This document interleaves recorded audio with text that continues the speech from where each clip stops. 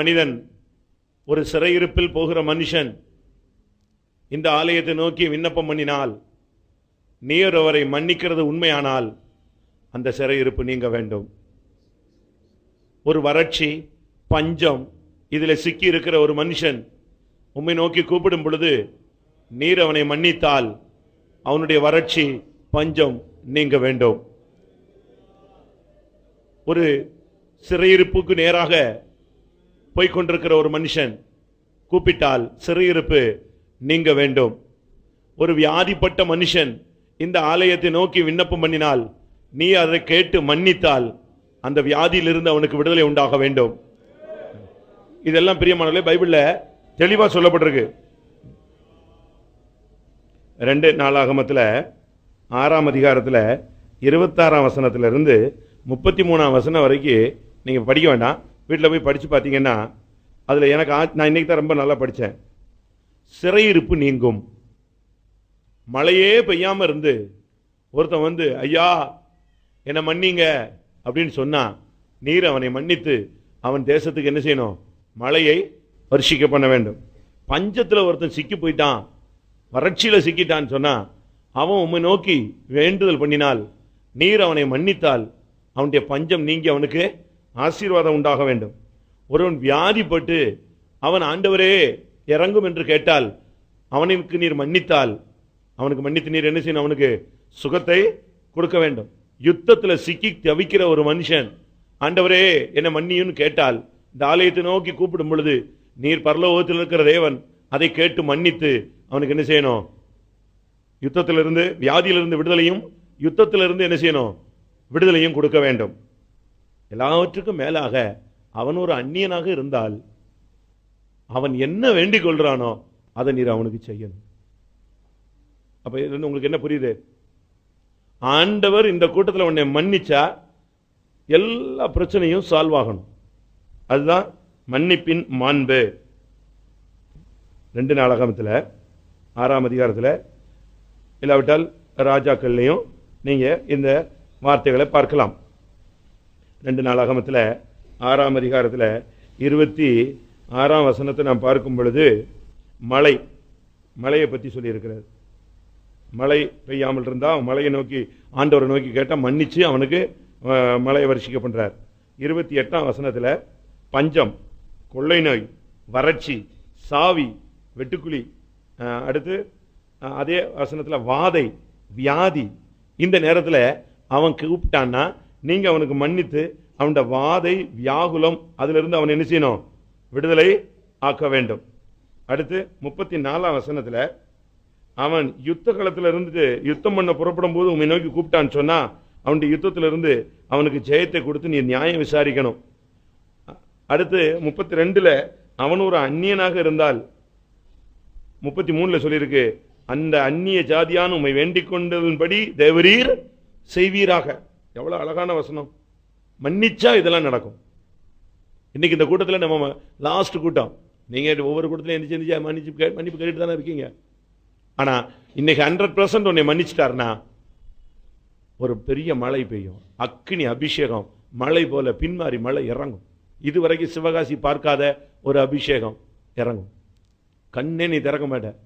உனக்கு நான் ஒரு பிராமின்கள் ஒரு காத்திருப்பதுக்கு வந்தா, அபிஷேகம் நிறைஞ்சு அவளால் கண்ட்ரோல் பண்ண முடியல. எல்லாருக்கும் அபிஷேகம் தெரியல. நான் ஜெபம் பண்ணி ஆமீன் போட்டாச்சு. ஆமீன் போட்டு ஜனங்கள்லாம் எந்திரிச்சு போயிட்டாங்க. அவள் எந்திரிச்சு போல இந்த நம்ம விசுவாசிகள் அவளை சுற்றி வேடிக்கை பார்த்துட்டு நிற்கிறாங்க. ஏன்னா அவளுக்கு அபிஷேகத்தை என்ன செய்ய முடியல, கட்டுக்குள்ள கொண்டு தன்னை அந்த ஆவியை அடக்க முடியல, தெரியல. அவள் பிராமின். அபிஷேகம் இறங்கி கண்டுபடுத்த நான் எனக்கு இவளுக்கு அபிஷேகம் கிடைச்சதுங்கிறது எனக்கு புரியாம நான் என் சீட்டில் உட்காந்துட்டு ஆண்டவரே என்ன ஆண்டவரே அவள் அழுதுகிட்டே இருக்காளே அவளுக்கு அபிஷேகம் கிடைக்கலையான்னு திரும்பி எந்திரிச்சு வந்து என் முன்னால் வந்து பொத்துன்னு விழுந்துட்டு திருப்பி என்னால் கண்ட்ரோல் பண்ண முடியல, அபிஷேகம் கிடைச்சிருச்சுன்னா எனக்கு அப்போ தான் ரொம்ப சந்தோஷமா இருந்துச்சு. அதுக்கப்புறம் நான் அவளுக்கு ஜெபிச்சு விட்ட உடனே அவளுக்கு 2 வீலர் எடுத்துட்டு வீட்டுக்கு போக முடியல. உடனே சொன்னேன், எனக்கு 2 வீலர் ஓட்டக்கூடிய அளவில் இப்போ எனக்கு கட்டுப்பாடு வரல, நான் ஆட்டோவில் போயிடுறேன். அப்படி அபிஷேகம் ஒரு பிராமின் பிள்ளைக்கு ஒப்பு கொடுத்தா வருது. நீ விசுவாசிக்கு உனக்கு அபிஷேகம் கிடைக்காதா? உன்னை மன்னித்தார்னா இன்னைக்கு ஒரு அபிஷேகம் இறங்கும், சரியான ஒரு அபிஷேகம்.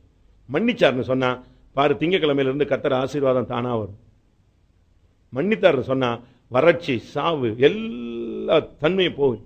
யுத்தம் யுத்தம் யுத்தம் யுத்தம், பிரச்சனை பிரச்சனை. இன்னைக்கு நீ மன்னிப்பு கேட்டு பாரு, கர்த்தர் உன்னை மன்னிச்சிட்டாருன்னா அந்த யுத்தங்கள் அப்படியே உன்னை விட்டு விலகி போயிடும். அதுக்கு ஒரு வசனம் இருக்கு. யுத்தம் வாசற்படியில் வரைக்கும் வந்துச்சான், ஆனா யுத்தத்தை அதின் வாசல் வரை அவர் என்ன செய்தாரு? திருப்புகிறார். வாசிங்க அந்த வசனம், யாருக்கா தெரியுமா? யுத்தம் வாசற்படி வரை வந்ததுங்கிற அந்த வசனத்தை வாசிங்க. அந்நிய தேவர்களை வேண்டிக் கொண்டார்கள், அப்பொழுது பின்பற்றினார்கள். அப்பொழுது யுத்தம் எங்க வந்தது? வாசற்படி வரை வந்தது. ஆனா அவர்கள் தேவனை நோக்கி வேண்டிக் கொண்ட பொழுது தேவன் அது இந்த யுத்தத்தை அதின் வாசல் வரைக்கும் திருப்பி கொண்டு போனார். நியாயாதிபதிகள் 5:8. நூதன தேவர்களை தெரிந்து கொண்டார்கள், அப்பொழுது யுத்தம் வாசல் வரை வந்தது. அடுத்து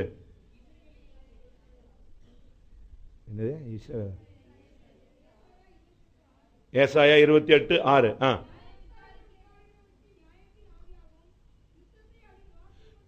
யுத்தத்தை அதின் வாசல் மட்டும் கர்த்தர் திருப்புவார்.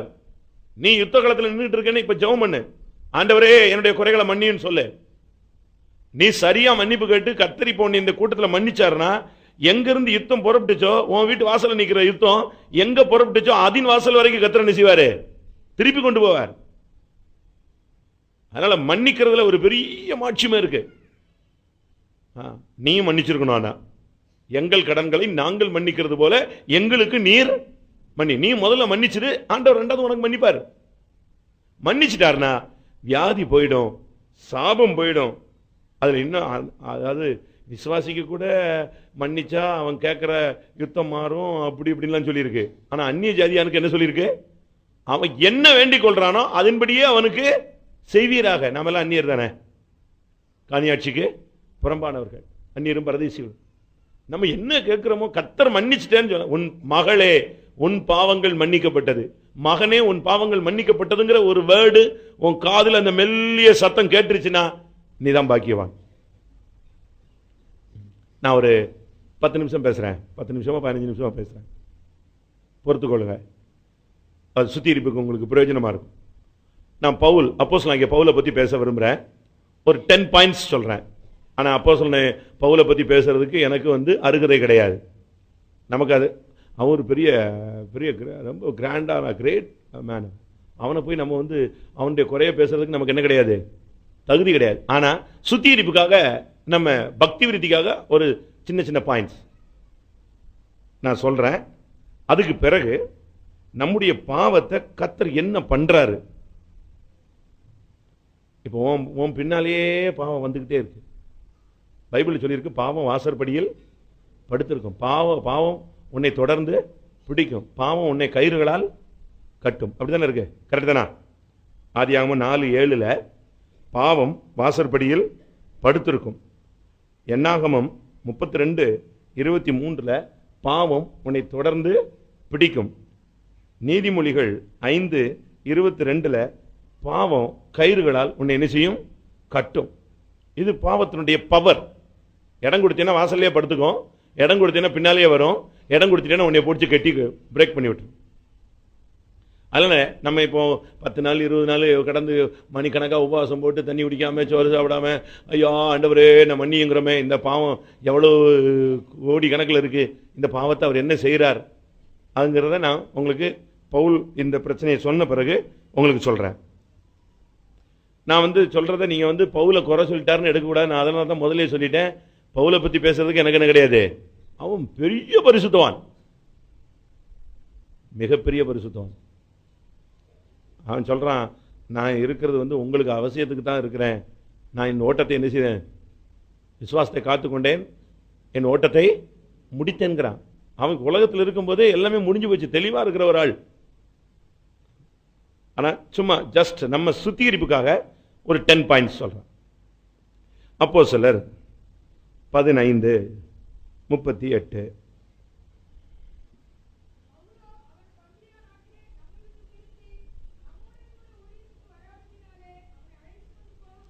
இப்போ இங்க ஒரு சின்ன ப்ராப்ளம் கவனிங்க. பவுலும் பர்னபாவும் 2 பேரும் தான் ஊழியத்தில் ரொம்ப ஸ்பீடா இருக்கிறாங்க. பர்னபா மூலமாகத்தான் பவுல் இந்த அப்போஸ்தல ஐக்கியத்தில் என்ன செய்றாரு, வர்றாரு. இப்ப ரெண்டு பேரும் இணைஞ்சு நல்லா ஊழியம் செய்றாங்க. ஊழியம் செஞ்சுட்டு இருக்கும்போது ஒரு இடத்துக்கு கிளம்பி போகும் பொழுது பர்னபா சொல்றாரு, மார்க்கை கூட்டி கொண்டு போகலான்னு. அப்ப பவுல் சொன்னாரு, நோ சான்ஸ், அவனை என்ன செய்ய முடியாது, கூட்டிட்டு போகவே முடியாது. இல்ல அவன் வரட்டும் அப்படின்னு பர்னபா சொல்றாரு. இவன் சொல்றான், வரக்கூடாதுன்னா வரக்கூடாது. அவன் ஏற்கனவே ஊழியத்தில் என்ன செஞ்சவன், நம்ம கூட வந்துட்டு ஊழியத்தில் ரிவர்ஸ் எடுத்துட்டான். அவனுக்கு அந்த ஊழியத்தில் பிடிப்பில்லை. அவனை நான் கூட்டு போக முடியாது, இவன் கூட்டு போனுங்க. ரெண்டு பேருக்கும் அங்கேயே மார்க்கு வேண்டாம். ஒரே பிடியில் நிற்கிறார் பவுல். ஒரு ஆவிக்குரிய மனுஷனுக்கு பிடிவாதங்கள் இருக்கக்கூடாது, கொஞ்சம் அட்ஜஸ்ட்மெண்ட் போக்குகள் வேணும். நீங்க ஒரு கார் எதிர வருது, அவன் ரூல்ஸை ஃபாலோ பண்ணாமலே வரான்னு வச்சுக்கோ, நீங்க கொஞ்சம் ஒதுங்கி போயிட்டீங்கன்னா மரியாதை, இல்லைன்னா இணைஞ்சிட்டு போகணும், ரெண்டு பேரும் இடிச்சு தான் கிடக்கணும், வேற வழி இல்லை. பவுலும் பர்னபாவும் யாரு, கர்த்தருக்காக தான் சேவை செய்யறோம். கர்த்தருக்காக சேவை செய்யறதுல நடுவுல மார்க் ஒரு இடத்துல கொஞ்சம் பின்வாங்கிட்டான். ஆனா இவன் சொல்றான், மார்க்கவை கூட்டிட்டு போகணும்னு பர்னபா ஒத்த கால்ல நிக்கிறான். இவன் அவனை கூப்பிட்டு என்ன செய்ய முடியாது, போகவே முடியாது. வேண்டாம்னா வேண்டாம், அப்படி நீங்க சொல்லவே கூடாது. ஒரு சிலர் பாருங்க, பிள்ளைகளை, புருஷனை, மனைவிய வேண்டாங்கிறாங்க, போல்டா சொல்றாங்க, எனக்கு மனைவி வேண்டாம், எனக்கு அந்த பெண் தேவையில்லை, எனக்கு அந்த பையன் எனக்கு என் புருஷன் தேவையே இல்லை, நான் நிற்பேன் அப்படிலாம் நீங்கள் சொல்லக்கூடாது. ஏன் மார்க்கை கூட்டிகிட்டு போயிட்டா என்ன கெட்டு போச்சு, என்ன கெட்டு போச்சு, பின்னால் கூட்டி போனில்ல. கலாத்தியரில் பாருங்க, கலாத்தியரில் மட்டும் கூட்டி போயிட்டா, கலாத்தியர் 2:1, இது பர்னபா விட்டு பிரிஞ்சது திருப்பி சேர்ந்தது. மார்க்குவை கூட்டி கொண்டு வா, அவன் ஊழியத்தில் எனக்கு பிரயோஜனமானவன். எங்க இருக்கு, 2 தீமோத்தேயு 4:11.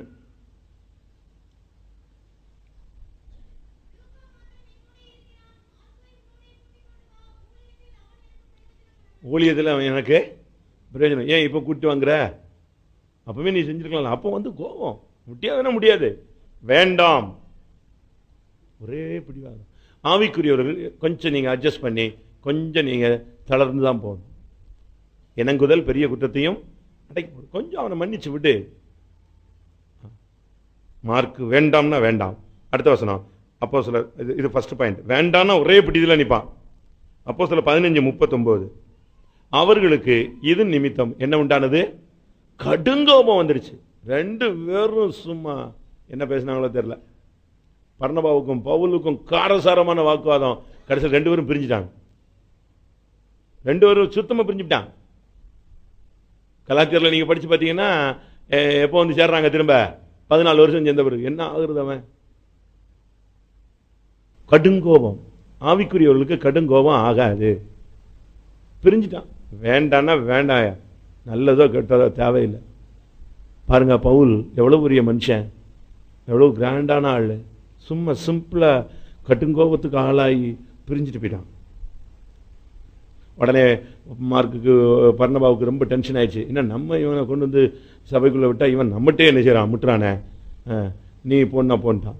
இவன் சொன்னா, நீ என்னை கொண்டு வந்ததுனால உன் சொல்லுக்குலாம் நான் கேட்டுட்டு இருக்க முடியுமா, நீ உன்னால முடிஞ்சா நீ ஒழிச்சு, என்னால் முடிஞ்சா நான் நினைச்சிடறேன் ஒழிஞ்சிடறேன், நீ போன்னு சொல்லிட்டு போயிட்டான். உடனே பர்னபா மார்க்கை கூட்டிட்டு கிளம்பிட்டான். இவன் யாரை கூட்டு கிளம்பியாச்சு, ஷீலாவை கூட்டு போயிட்டான். அவ்வளோதான், ரெண்டு பேரும் தனித்தனியாக ஊழியம் செய்யறது ஊழியம்.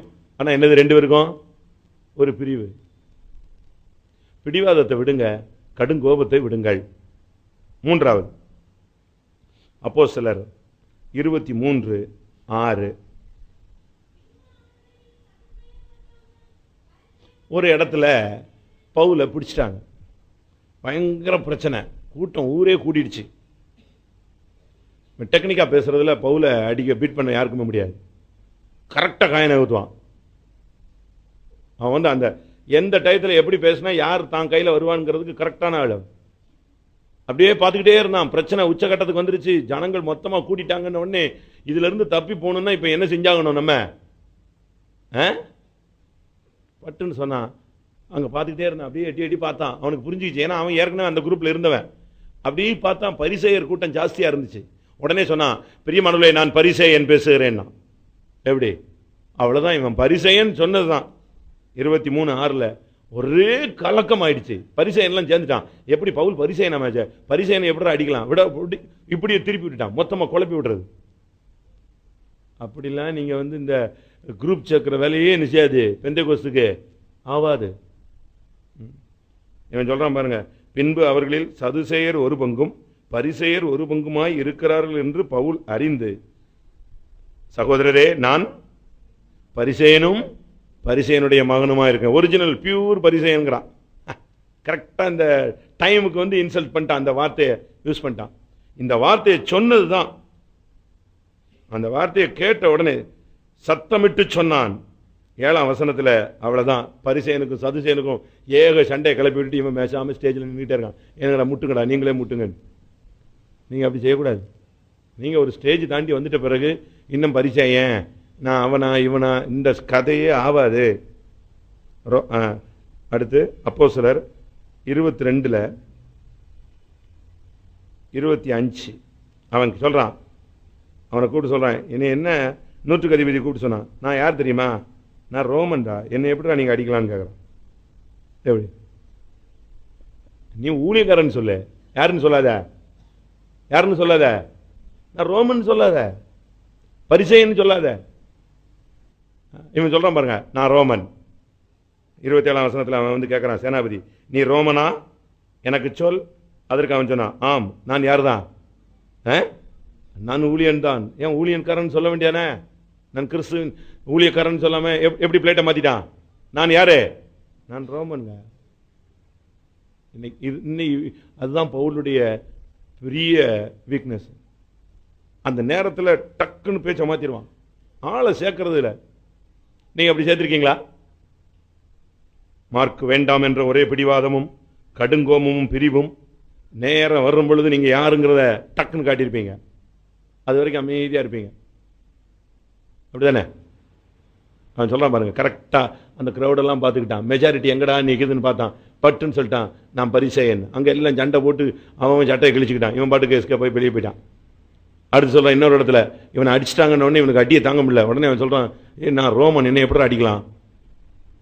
அவன் சொல்றான் பாருங்க, அந்த டைம் வரும் பொழுது அந்த சமயம் பார்த்து, பாவம் சமயம் பார்த்து என்ன செய்யுது? தலைய தூக்குது. அப்படி இருக்கக்கூடாது. கலாத்தியர் 1:16-17. ஆமா, யாரு சொன்னாலும் கேட்க மாட்டான். அப்படியா? அவன் சொல்றான் பாருங்க, எனக்கு கிறிஸ்து தேவன் தன்னுடைய குமாரனை வெளிப்படுத்த சித்தமான பொழுது நான் மாம்சத்தோடு ரத்தத்தோடும் ஆலோசனை பண்ணல, யார்ட்டையும் ஆலோசனை பண்ணல. எனக்கு முன்னே அப்போஸ்தலரானவங்கள்ட்டையும் நான் என்ன செய்யல? ஆலோசனை செய்யல. ஒரு சிலர் பாருங்க, சில பிசினஸோ சில வேலைகளோ சில காரியங்களோ செய்கிறது புருஷ மனைவி மாம்சத்துக்கும் ரத்தத்துக்கும் தெரியாது, மனைவிக்கோ புருஷனுக்கோ பிள்ளைகளுக்கோ தெரியாது. அடுத்த சபையில் ஒரு ஊழியக்காரர் இருக்கானே, அவனுக்கு என்ன செய்யாது?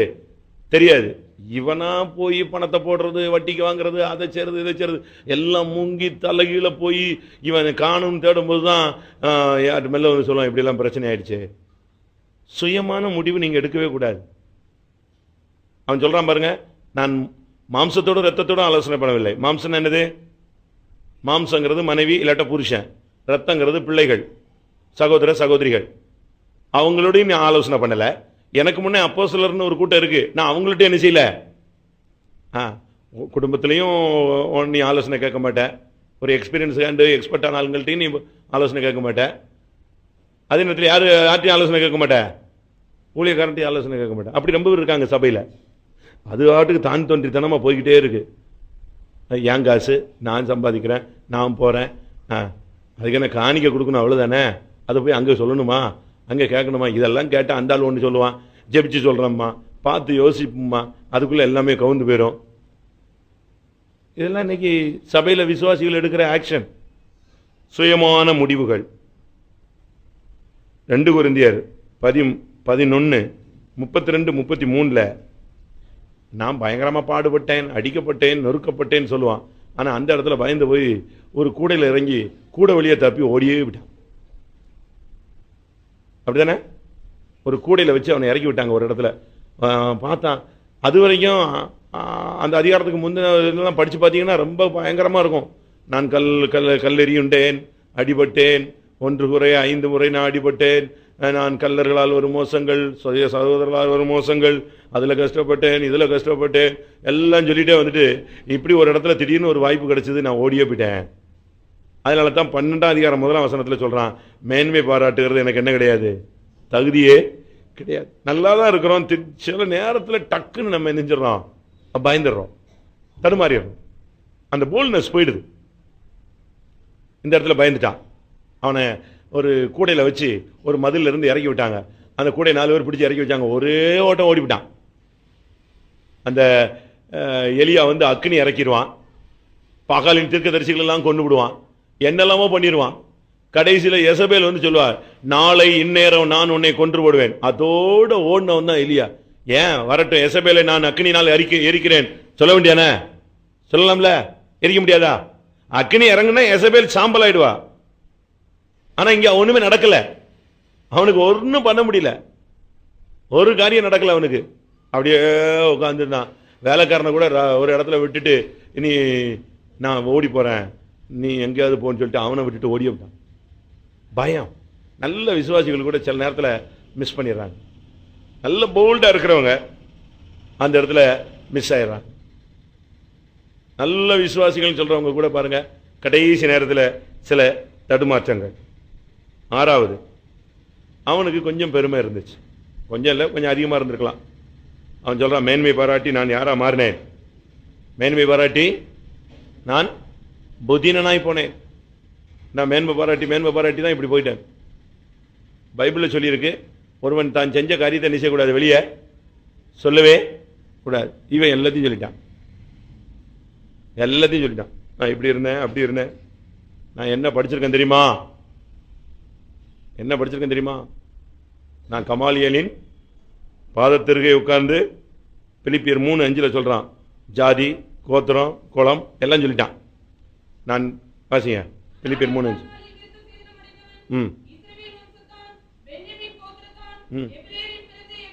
அது என்ன எவரேன்னு சொல்ல வேண்டியானே, என் ஜாதியில கூட கிராஸ் கிடையாதுடாப்பா, நான் எவரேரில் பிறந்த எவரே. நல்லா இருக்கு வார்த்தைகள்லாம். இப்படி கரெக்டா, அதாவது எல்லாரையும் இழுத்துட்டு வர்றதுக்கு அப்படியே கரெக்டா கொண்டு வரான். நாம இந்த பேச்சே இருக்கக்கூடாது. எபிரேயரில் பிறந்த எபிரேயர், மற்றவெல்லாம் நம்முடைய ஜீவியத்தில் நாம இப்படி இந்த மேன்மை பாராட்டுறதெல்லாம் விட்டுறணும். 2 கொரிந்தியர் 11:22-27 வரைக்கும் படிச்சு பார்த்தீங்கன்னா, நான் அங்க பட்டேன், இங்க பட்டேன், அந்த பாடுபட்டேன், இந்த பாடுபட்டேன். இன்னொரு இடத்துல சொல்றான், நான் கமாலியலின் பாதத்தருகே உட்கார்ந்து என்ன செய்தவன், கல்வி கற்றவன். நான் என்னென்ன டிகிரி வாங்கியிருக்கேன், எத்தனை டிகிரி வாங்கியிருக்கேன் தெரியுமா?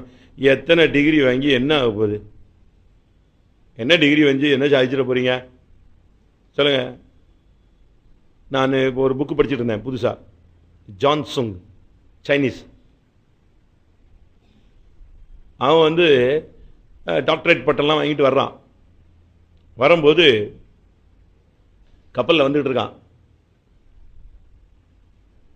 அவன் நம்ம போன உடனே நம்ம தகப்பன் வந்து வேலை வாங்கி கொடுத்தா, அந்த வேலை பாரு, இந்த வேலை பாரு, நம்ம கிறிஸ்துவுக்காக ஊழியம் செய்யணும்.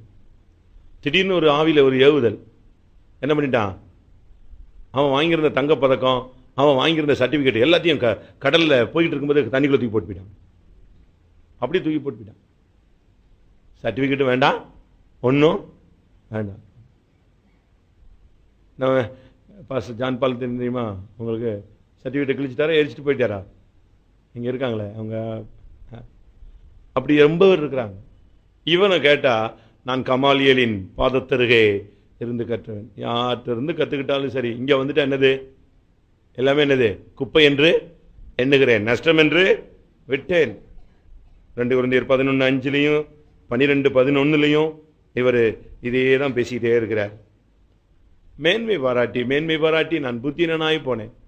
நம்ம பெருமை பாராட்ட நம்மளை புத்தி இல்லைன்னு எல்லாருக்கும் தெரிஞ்சுக்கும். 7வதாக கலாத்தியர் 2:11. பேதுரு யாரு, நீ யாரு?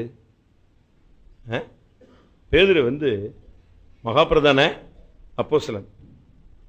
ஆனா 11:5 2 கொரிந்தியர் 11:5 12:11 சொல்றான், நான் மகா பிரதான அப்போஸ்தலரிலும் சற்றும் குறைந்தவன் அல்ல. இப்ப அவர் டைரக்டா மோதுறான். நல்லா புரிஞ்சுக்கோங்க, ஏதாவது ஒரு தவறு நடந்தா கூட நீங்க நேரடியா மோதுறதை என்ன செய்யணும்? நிறுத்தணும். முகமுகமா ஒரு ஊழியக்காரரையோ ஒரு விசுவாசியையோ ஒரு நம்மளை விட ஸ்டாண்டர்ட் கூடினவங்களையோ ஆவிக்குரியவங்களையோ நீங்க எதிர்க்கிறது நீங்க ஸ்ட்ரைட் ஃபார்வர்டு அவ்வளவு எதிர்க்கீங்கன்னு இல்லை, புத்தியந்தமா செய்யறோம். பேதுருவை போய் யாரு நேருக்கு நேர் எதிர்த்தது? யாரு எதிர்த்தா? பவுல் போய் டைரக்டா நேருக்கு நேர் எதிர்த்துட்டான். ஆனா பேதுரு சரி தப்பு தான், ரைட் விட்டுருங்க, அட்ஜஸ்ட் பண்ணிக்கோங்க, அப்படியே சால்வ் பண்ணிட்டு போறான். அழகா சால்வ் பண்ணிட்டு போறான். இவனை மாதிரி அவனும் இருந்து நீ யாரு நீ கேட்கறது, நான் யாரும் ஒன்னே கேட்கறேன்னா 2 பேரும் நெஞ்சுவாங்க. அப்போ சில 2 பேரும் சண்டை போட்டுக்குவாங்க. அப்படியே விட்டு கொடுத்துட்டு போயிட்டாரு பேதுரு. சரி சரி சரி, இவன் போய் நேருக்கு நேர் எதிர்க்கிறான். அதெல்லாம் நீங்க விட்டுறணும். நம்முடைய ஜீவித்துக்கு அது எல்லாமே தோல்வி. 2 கொரிந்தியர் 12:7 அவர் சொல்றாரு, ஒரு முள் இருக்கு, அது யாரு? சாத்தான் தூதன். நம்ம சரீரத்தில் கர்த்தருடைய வல்லமை தான் தங்கணுமே தவிர எந்த தூதன் இருக்கக்கூடாது? சாத்தானுடைய தூதன் இருக்கக்கூடாது. நான் சொல்றது உங்களுக்கு புரியும் நினைக்கிறேன். நம்ம கிறிஸ்துவின் சரீரம், என்னை பலப்படுத்துகிற கிறிஸ்துவினால எல்லாவற்றையும் செய்ய எனக்கு. நான் மறுபடியும் சொல்றேன், பவுலை குற்றம் சொல்றேன். நீங்க யாராவது எடுத்து பவுலையே குறை சொல்லிட்டாரு பாஸ்டர்னு சொல்லிட்டு புலம்பிடக்கூடாது. நான் நம்ம பக்திக்காக ஒரு 10 பாயிண்ட் சொல்லிட்டு வரேன். அவர் செஞ்சது அந்தந்த நேரத்துக்கு கரெக்டா இருந்தாலும், ஆனா அவரே சொல்றாரு, நான் மேன்மை பாராட்டி எழிஞ்சிட்டேன், புத்தி இல்லாம போயிட்டேன், என் சரீரத்தில் ஒரு முள் இருந்துச்சு. அந்த முள் என்னது? சாத்தானுடைய தூதன் அப்படின்னு தான் இருக்கு பைபிள். வாசிங்க, அது என்னை குட்டும் என்னது? சாத்தானுடைய தூதன் நம்ம சரீரத்தில் உட்கார்ந்துருந்தா என்ன ஆகிறது? அந்த வியாதிக்காக 3 ட்ரிப் ஜெபிச்சானோ. 3 ட்ரிப் ஜெபிச்சுட்டு அது பிறகு விட்டுட்டான். அதை குத்திக்கிட்டே இருக்கு. நம்ம சரீரத்தில் அப்படி ஒரு வாய்ப்பை இடம் கொடுக்கவே கூடாது. அதுக்கு அவன் காரணம் சொல்லலாம், நான் என்னை மேன்மை பாராட்டாத படிக்கு. அப்ப பெருமை இருந்தா இந்த முள் என்ன செய்யும்? குத்தும். இந்த சாத்தானுடைய தூதன் உட்கார்ந்துக்குவான். ஏன் நம்ம பெருமை பாராட்டாம தாழ்த்திட்டு போயிடுறது? வெறுமையாக்குங்க. உங்களுக்கு தாழ்மை இல்லையா? நாளைக்கு பிளேட்டு கழுவுங்க. ஆமா, தாழ்மை இல்லையா? நாளைக்கு ஒரு ஆள் காலை கழுவாத, ஒரு 10-20 பேர் கால் என்ன செய்ய கழுவு. நான் உண்மையை சொல்றேன். இயேசு ஒரு ஆள் கால் கழுவல, எத்தனை பேர் கால் கழுவினாரு? 12 பேருடைய காலை கழுவினார். நீங்க வேணா பாருங்க, நாளை கழிச்சு பேப்பர்ல வரும், போப்பாண்டவர் அவருடைய இன்னொரு ஆளுடைய காலை என்ன செய்தார்? கழுவி முத்தம் கொடுத்தாருன்னு வரும். நான் அப்படியே உங்களை சொல்றேன், காலில் போய் முத்தம் கொடுன்னு சொன்னா எல்லாரும் ஓடி போயிடுவான். எப்பவுமே பாதி பேர் வரல. இந்த கால் கழுவுற ஊழியனே ஓடிய போடுறான். நான் அதுக்கு ஒரு வசனம் சொல்றேன், பஸ்காவை ஆசரிக்காமல் போனால் என்ன நடக்கும்?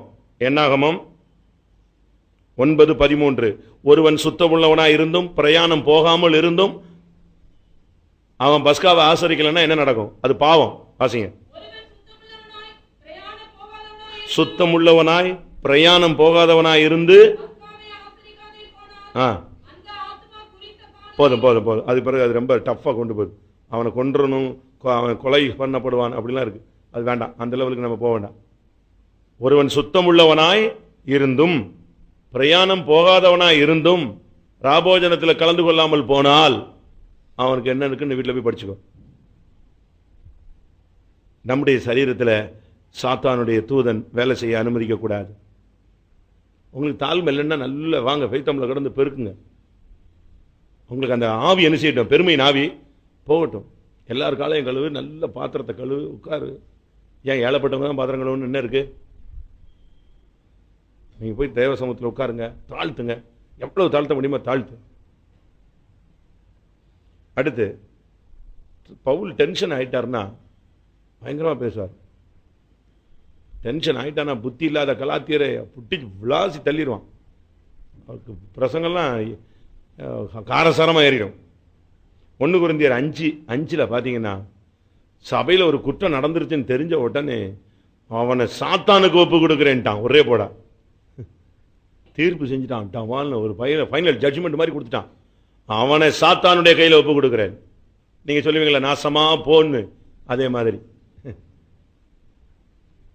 தேவன் கையில் ஒப்பு கொடுத்திருந்தாலாவது அவன் அடிபட்டு கிடிபட்டு விழுந்து எந்திச்சு என்ன சிட்சிப்பு தாண்டி ரட்சிப்புல வந்துருவான்னு வச்சுக்கோங்களேன்.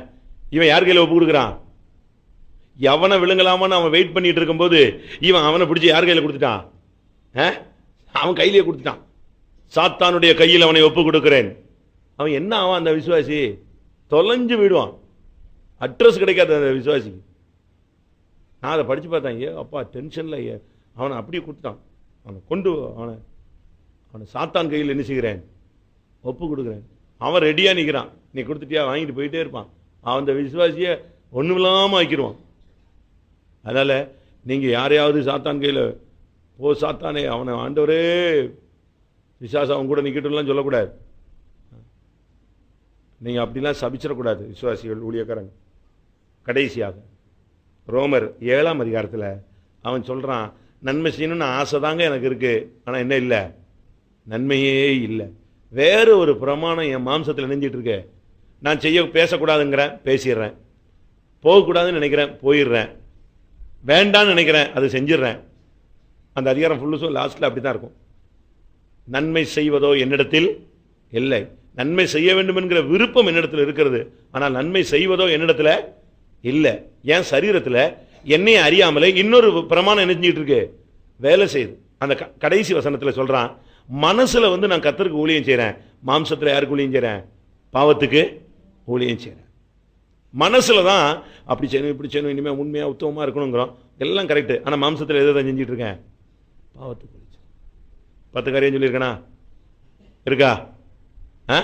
சரி, இனிமேல் உங்களுடைய நேரம். எல்லாரும் கண்களை மூடுவோம். பிடிவாதத்தை விடுங்கள்.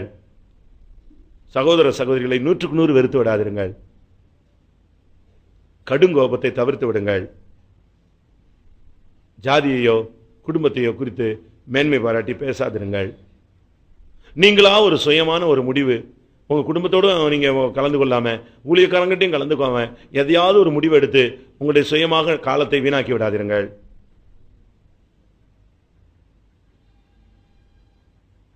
உங்களுடைய ஜீவனுக்கு நீங்கள் பயப்பட வேண்டாம்.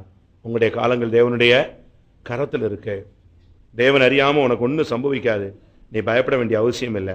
எந்த சூழ்நிலையும் மேன்மை பாராட்டுவதை, பெருமையை நிறுத்துங்கள். பெருமை உள்ளவர்களுக்கு தேவன் எதிர்த்து நிற்கிறார். யாராவது ஒருத்தன் நியாயமாவே தப்பே செஞ்சுட்டான்னா கூட நீங்க அவனை முகமுகமா என்ன செய்யாதீங்க, எதுக்காதீங்க. அவனுக்கு தைரியம் நல்ல சொல்லுங்க, இப்படி செஞ்சிருக்க கூடாது, இப்படி பேசியிருக்க கூடாது. முகமுகமா எதிர்த்து நீங்க இந்த உலக மனுஷனை போல டீல் பண்ணாதீங்க. உங்களுடைய சரீரத்தில், உங்களுடைய ஆத்மாவில் ஒரு முள், சாத்தானுடைய தூதன் கிரியை செய்ய அனுமதி கூடாதிருங்கள். யாரையும் கோபத்தில் கூட சபிச்சு சாத்தான் கையில் என்ன செய்யாதீங்க, ஒப்பு கொடுக்காதீங்க. உங்க சரீரத்தில் பரிசுத்தம் ஆளுகை செய்ய இடம் கொடுங்கள். மாம்சத்தில் பாவத்துக்கு ஊழியம் செய்யாதிருங்கள். எல்லாரும் கண்களை மூடுவோமா? இல்லை அதையும் சொல்லிடட்டுமா? பாவத்தை என்ன செய்கிறார்? பாவத்தை ஒரு 2 நிமிஷம் டைம் கொடுங்களேன். பாவத்தை என்ன செய்கிறார்? ஒரு 10 பாயிண்ட். எனக்கு ஒரு ஆசை என்னன்னா, எனக்கு வெளிப்படுத்தப்பட்டவைகளை நான் சொல்லிவிடணும். அப்படியானால் நான் சிவகாசி சாட்சியாபுரம் இரத்தப்பொலிக்கு நீங்களா இருப்பேன். அப்படிதான் பைபிள் இருக்கு. எனக்கு வெளிப்படுத்தப்பட்டவைகளில் ஒன்றையும் நான் மறைத்து வைக்கவில்லை. நான் அப்படினால் உங்களுடைய இரத்தப்பொலிகளுக்கு நான் நீங்களா இருக்கிறேன். ஒரு சிலருக்கு ரொம்ப எழுதி எழுதி டயர்ட் ஆயிடுச்சு, கடைசி கூட்டணும்னு அப்படி டல் ஆயிட்டீங்களா? பாவம் பாவம்னு சொல்றமே, இந்த பாவத்தெல்லாம் அறிக்கையிடுறமே, இதுக்கு போட்டு இவ்வளவு ஆபரேஷன் தியேட்டர்ல இருந்து இவ்வளவு பண்றமே, இந்த பாவத்தை தெய்வம் என்ன செய்கிறார்? இந்த பாவத்தை சங்கீதம் 103:10 பாவத்தை நம்ம விட்டு விலக்குகிறார். மேற்குக்கும் கிழக்குக்கும் எவ்வளவு தூரமோ அவ்வளவு தூரம் என்ன செய்யறார்? இந்த பாவத்தை விலக்கி கொண்டு போறார். மேற்குக்கும் கிழக்குக்கும் எவ்வளவு தூரம்?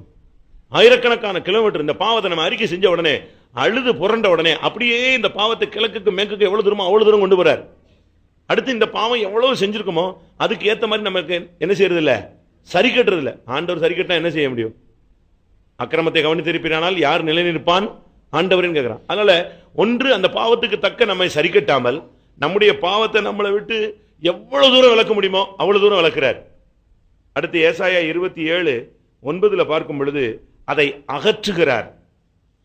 எப்படி அகற்றுகிறார்னா, ஏசாயா 44:22 படி கார்மேகத்தை போல அகற்றுகிறார்.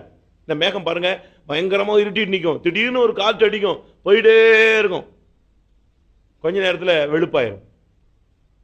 மேகத்தை காத்துக்கு புரண்டோடுகிற மேகம் போல நம்முடைய பாவத்தை அப்படியே தூக்கி எங்கேயோ அகற்றி கொண்டு போயிடுறார். ஏசாயா 38:17 நம்முடைய பாவத்தை தன்னுடைய முதுகுக்கு பின்னால், நம்ம முதுகுக்கு பின்னால் அல்ல, எங்க போடுறாரு? தன்னுடைய முதுகுக்கு பின்னால் போட்டுறாரு. அடுத்ததாக ஏசாயா 43:25 சொல்றாரு, இனி நீ அறிக்கையிட்ட பாவத்தை நான் நினைக்கவே மாட்டேன். நீ அறிக்கை செஞ்சிட்டு இல்லையா, ரைட், விட்டுரு, இதோட நான் அதை நினைக்கிறது இல்லை. ஏசாயா 53:12 படி நம்முடைய பாவங்களை அவர் என்ன செய்கிறார்? சுமந்து கொண்டார். எரேமியா 50:20 படி பார்க்கும் பொழுது நம்முடைய பாவத்தை தேடினாலும் அது என்ன செய்யாது? கிடையாது. ஏன்னா அது போயிடுச்சு. அது நம்ம கிழக்குக்கு எங்க, மேற்குக்கு எங்க, எங்க போய் தேடுறது? ஆண்டவரே அதை தூக்கி அவ்வளவு தூரத்துக்கு கொண்டு போன பிறகு தேடினாலும் கிடைக்காது. மீகா 7:19 படி அதை சமுத்திரத்தின் ஆழத்தில் என்ன செய்கிறார்? போடுகிறார். அதை முற்றிலும் அப்படியே அப்புறப்படுத்துகிறார். மத்தேயு 1:21 படி அவர் நம்முடைய பாவங்களை நீக்கி நம்மை ரட்சிப்பார், விடுவிக்கிறார். சங்கீதம் 32:1 படி நம்முடைய பாவங்களை அவர் எண்ணாது இருக்கிறார், அதை மூடி போடுகிறார். அப்படினால் நாம் பாக்கியவான்களாய் மாறுகிறோம். சகரியா 13:1 படி நமக்காக இன்றைக்கும் அவர் திறக்கப்பட்ட ஒரு ஊற்று, கல்வாரி சிலுவை, அவருடைய சரீரம் கிழிக்கப்பட்டது, இன்றைக்கு நமக்காக கிழிக்கப்பட்டிருக்கிறது. நம்முடைய பாவங்களை போக்கும் ஒரு ஊற்று நமக்கு உண்டாயிருக்கும். போதுமா? அதனால இந்த பாவம் திருப்பி வந்துடுமா, பின்னாலேயே வந்துடுமா? ஒன்றும் இல்லை. இன்னைக்கு நீ கண்ணீரோடு, உனக்கு டைம் கொடுக்குறேன், நல்ல டைம் கொடுப்பேன். நீங்கள் வந்து 10 நிமிஷம் நின்றுட்டு 2 நிமிஷம் முழங்கால் போட்டுட்டு அவங்க உங்களை பார்த்துட்டு டைம் ஆயிடுச்சுன்னு எழும்பிட்டு ஒன்றும் இருக்கக்கூடாது. அழகாக டைம் தர்றேன், நல்ல தேவ சமூகத்தில் உட்காந்துக்காங்க. உங்க கையில் தான் இருக்கு உங்களுடைய வாழ்க்கையினுடைய செழிப்பு. நீங்க சரியா மன்னிப்பு கேட்டா யுத்தம் திரும்பி போகும். நீங்க சரியா மன்னிப்பு கேட்டீங்கன்னா மழையை தேவன் வர்ஷிக்க பண்ணுவார். நீங்க சரியா மன்னிப்பு கேட்டீங்கன்னா பஞ்சத்தை மாற்றுவார். நீங்க சரியா மன்னிப்பு கேட்டீங்கன்னா நீங்க வேண்டிக் கொண்டது உங்களுக்கு என்ன செய்யும்? சம்பவிக்கும். நீங்கள் சரியாய் நீங்கள் வேண்டிக் கொண்டா, மன்னிப்பு கேட்டால் சிறையிருப்பு மாறும். சரிதானா? எல்லாரும் கண்களை மூடலாமா? நம்முடைய நான் அறிக்கையிட்டால் நம்முடைய பாவங்களுக்கு தக்க நமக்கு சரி கட்ட மாட்டார், அதை அகற்றுவார், அதை விலக்குவார், முதுகு பின் எரிந்து விடுவார், அதை நினைக்க மாட்டார், சமுத்திரத்தின் ஆழத்தில் போடுவார், அது தேடினாலும் கிடைக்காது. ஆமென். அதை விசுவாசிக்கிற எல்லாரும் கண்களை மூடுவோம்.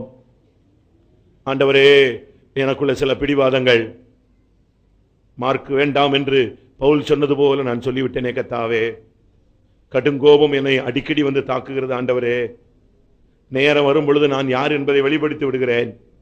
சுயமான முடிவு நான் எடுக்கிறேன். சில நேரங்களில் நான் பயந்து போய் விடுகிறேன். இன்னும் எனக்கு மேன்மை பாராட்டக்கூடிய அந்த பெருமையான சுபாவம் எனக்குள் இருக்கிறது. நான் அநேகரை முகமுகமாக எதிர்த்திருக்கிறேன் கர்த்தாவே. என்னுடைய சரீரத்தில் ஒரு சாத்தானுடைய தூதனை நான் உணர்கிறேன். அது அடிக்கடி வந்து என்னுடைய ஜீவியத்தை நஷ்டப்படுத்துகிறது. கோபத்தில் நான் மற்றவர்களை சாத்தானுடைய கையில் ஒப்பு கொடுத்து ஜெபித்திருக்கிறேன் கர்த்தாவே. எனக்கு ஒரு அபிஷேகம் கொடுத்திருக்கிறீர். ஆனாலும் நானோ என்னுடைய சரீரத்தில் ஒரு பெரிய பாவ போராட்டத்தை சந்தித்துக் கொண்டிருக்கிறேன். தேவரீர் எனக்கு இறங்கும். நான் என் வார்த்தையை முடிக்கிறேன். எல்லாரும் கண்களை மூடி முழங்கால் படிக்கிட்டு தேவனை நோக்கி நாம் எல்லாரும் அபயமிடுவோம். யாரும் நேரத்தை வீணாக்கிறாதீங்க, எதையும் பத்தி சிந்திக்காதீங்க.